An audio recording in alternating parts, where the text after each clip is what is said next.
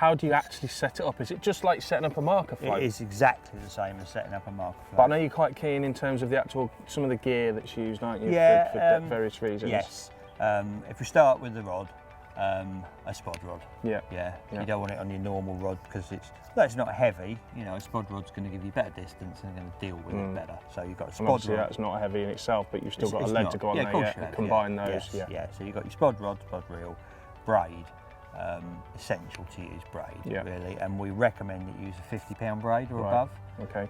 Which doesn't hinder your casting much because you get very fine diameter. It doesn't matter if it's a floating braid, so you get a much finer diameter for a stronger braid. So you've got a 50-pound braid, that will come down, and then that will go through the ring on the boom that comes with it, and then that will tie directly to your float. You want to trim the end of the knot off nice and neatly because again that will pick up impede so you don't, when you look through the picture, you're not just seeing a tag end of a knot. No bead that sits over that metal ring, and the idea of the no bead is again so it doesn't impede your picture. On the end of the clip there, the lead clip, you need a lead of 4.5 ounces. You don't really want to go below 4.5 ounces.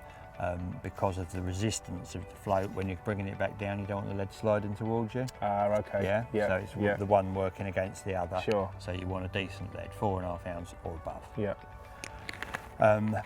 Should the lead get hooked up in something, if you're using 50-pound braid, the boom's designed to break below 50 pounds. The centre section there is 35-pound Right, okay, I think that's important then, isn't it? So really, if you're going to use one of these, you're much better off using it with a dedicated boom rather than like making one yourself and say, well, you might make one from lead core or whatever, as some people do, and then that's going to work against you. You use the proper boom, and then you've got that weaker section in the middle. Sure. You know, it's 35, it's going to withstand any cast. Of course it is, but if you really, you'd rather lose half of that than lose your float. Right? Absolutely, but to be honest, if you get any breakage whatsoever, it is set up, as long as you've set it up correctly, as we've said, and it's like a marker float. This is very buoyant, very buoyant. It's not like you struggle with sometimes with a marker float and it won't come up and you shake it and this comes up, boom, boom, boom, boom. Right. So if you get any breakage, it's going to hit the surface. Okay. And it's very visible. Yeah. And just wait for it to drift in. Wait for it to drift in. Bank. If